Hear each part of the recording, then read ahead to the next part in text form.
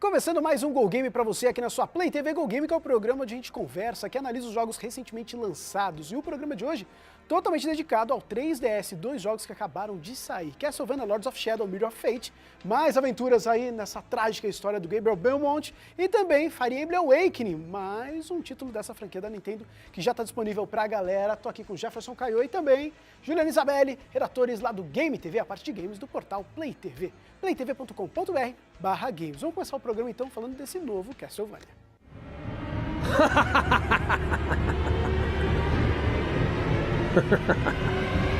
You fight well, worthy of the name Belmont.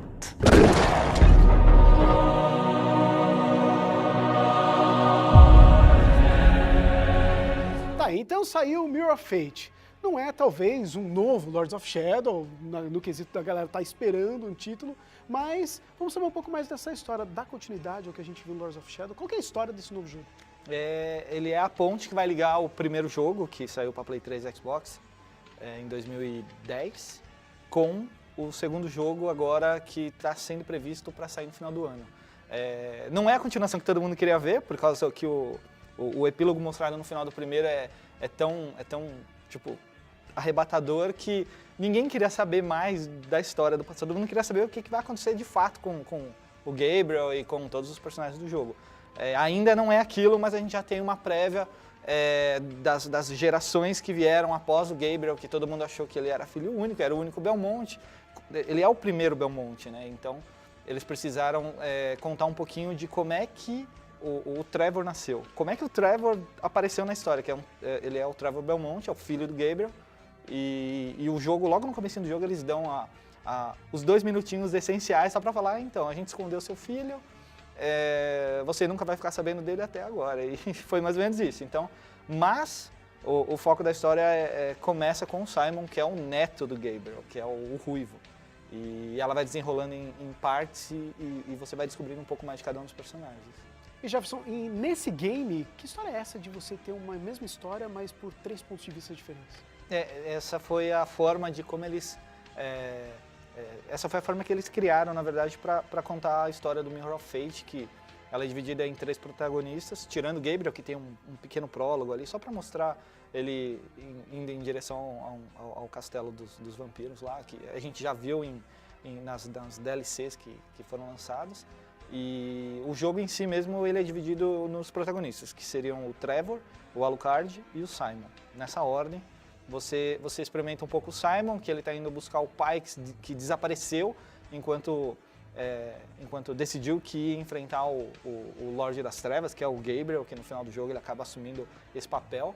E enquanto ele vai avançando na aventura dele, ele vai recebendo ajuda de uma entidade misteriosa, que no segundo ato a gente descobre que é o Alucard. Então ele vai ajudando ele em alguns momentos cruciais do jogo, até o embate com o Gabriel. E depois disso tudo a gente tem o prólogo do jogo, na verdade, que seria a história do Trevor indo buscar vingança pela morte da mãe dele, que até então nenhum personagem descendente dos Belmont sabe da história verdadeira. Mas muda a jogabilidade conforme você muda de personagem, muda de história no caso? Muda um pouco. A gente tem o Simon, que é o Ruivo. Ele começa o jogo, então ele não tem quase nada de habilidade extra e tal. Ele ganha habilidades da luz e das trevas um pouco diferente das do Gabriel, que é focada só em ficar mais forte ou recuperar vida. Ele tem um espírito de uma guardiã que impede que você tome dano, e depois tem um espírito de um cavaleiro que acaba atacando vários inimigos. Aí o Alucard já em compensação tem tem 6 habilidades diferentes, e ele pode se transformar em lobo, pode virar névoa, assim como no Symphony of the Night, um dos Castlevanias mais famosos da geração antiga, feita pelos japoneses lá. Ele tem bastante coisa diferente, e o Simon, ele é mais ou menos parecido com o Alucard, só que ele perde as habilidades de transformações, porque ele não é um demônio, não é nada, e ganha com uma botinha para pular, que nem o Gabriel tinha no passado e tal, e as habilidades igual a do pai, que é da luz e das trevas. Em relação aos combos, você evolui, acho que 18 níveis, e eles são iguais para todos os personagens, então a evolução é a mesma, só que depois que você chega no 18 acaba, você não tem mais nada, é só para liberar golpe, você não compra nada no jogo, assim, de item, você só vai ganhando. Resumindo, é importante jogar Mirror of Fate já na espera de Lords of Shadow 2 ou não? Não vai fazer muita falta nessa migração entre o primeiro e o segundo jogo? Eu achei que não, mas ele é bacana, acho que vale a pena jogar porque você vai conhecer os personagens. É estranho porque tanto o Mirror of Fate, que saiu agora para o 3DS, quanto o Lords of Shadow 2, eles vão ser incompatíveis para os usuários da Nintendo. Porque quem tem Nintendo vai jogar só o Mirror of Fate, não vai jogar o Lords of Shadow e nem o Lords of Shadow 2, porque ele já foi anunciado que não vai ter versão para Wii U e tal. Então fica meio assim, por que os caras lançaram agora?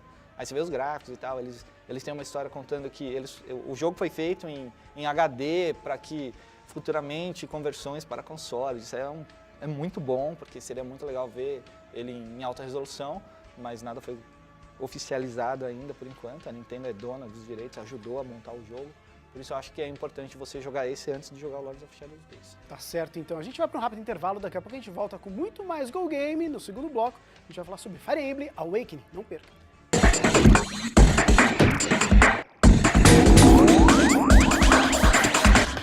E a gente já está de volta aqui com o Go Game, mas agora a gente vai falar de um outro jogo de uma franquia famosa, talvez não tanto aqui no Ocidente, mas que muita gente curte, Fire Emblem Awakening.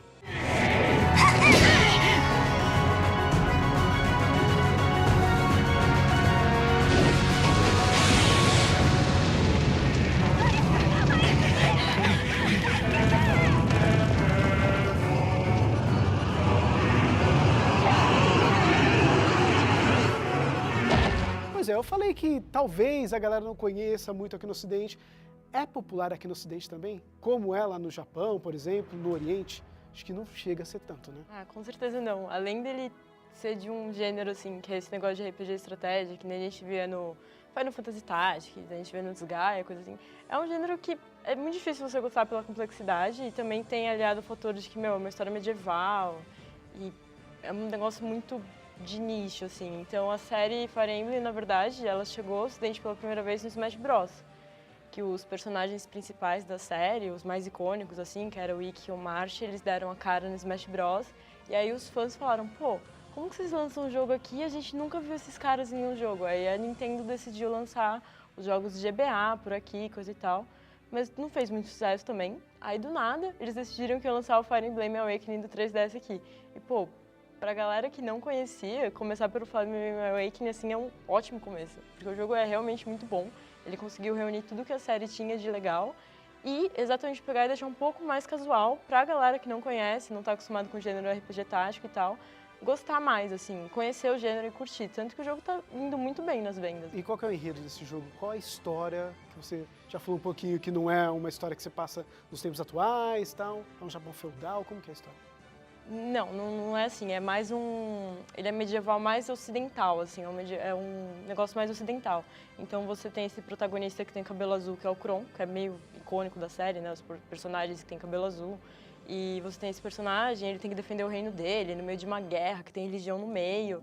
E é um tema muito pesado, só que quando você vai ver o desenvolvimento dos personagens, o design dos personagens, não é tão sério quanto era no passado. Então tem mais cara de anime, a tradução, a localização que eles fizeram pro jogo tem uma veia muito cômica, então o jogo fica mais fácil de entender, assim. E como que é? Você tem, por exemplo, batalha por turnos? Como que é esse sistema de jogo? Você tem batalha... assim, você tem o campo, ele é dividido por bloquinhos e seus personagens têm que se movimentar por esse bloquinho por turnos. E aí quando eles batalham tem uma animaçãozinha, que dá pra desligar ou não, mas é muito bonita, então tem essas batalhazinhas, assim. É um RPG bem classicão. O que muda do Fire Emblem Awakening é a quantidade de personagens que você tem e a personalização que você pode fazer em cima desses personagens, né?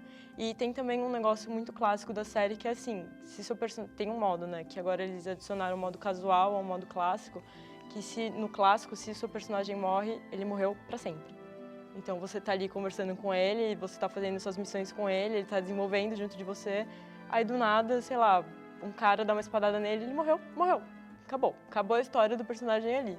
Então é uma coisa que eles decidiram adicionar um modo casual pra isso não acontecer, pro seu personagem morrer e voltar no final, aí você pode finalmente fechar o jogo com todos os personagens e coisa e tal. E tem muitas classes, tem 40 classes e todos os personagens podem trocar de classes, então você tem seu exército inteiro totalmente personalizável, tem muita arma, muita coisa assim.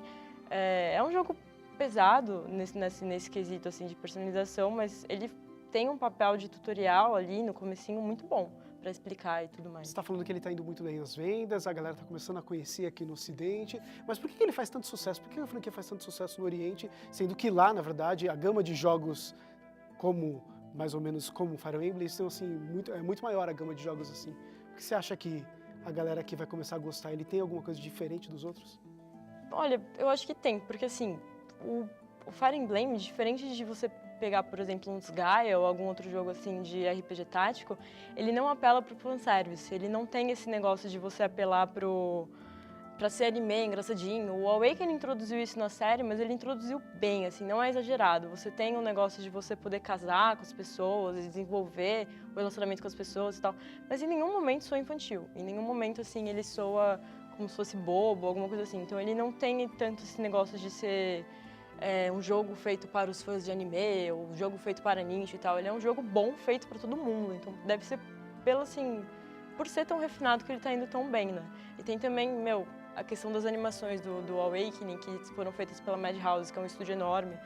E as animações, assim, estão impecáveis, estão muito boas. Então se você pegar o jogo, o produto final que a Nintendo entregou, assim, tá assim, melhor da série de longe. De maneira geral, para quem não conhece, você acha que é uma boa conhecer, então... Com certeza, e também porque ele tem muitos DLCs, que se você comprar, você ganha personagens da série antiga pro seu exército, então, pra quem não conhece a série, é uma ótima pedida conhecer pro Awakening. Tá, então fica a dica pra galera que tem 3DS. Afinal, os dois jogos que a gente conversou, analisou aqui no programa de hoje, são jogos exclusivos pro portátil da Nintendo. Se você quiser conferir uma análise ainda mais completa de Fire Emblem Awakening ou de Lords of Shadow Mirror of Fate, o novo Castlevania, é só entrar lá no Game TV, a parte de games do portal Play TV, playtv.com.br/games. E é claro que é sempre legal você seguir a gente lá no Twitter, @GoGamePlayTV. Jefferson, obrigado pela participação. Ju, muito obrigado. Semana que vem tem muito mais Go Game pra você aqui na Play TV. Tchau!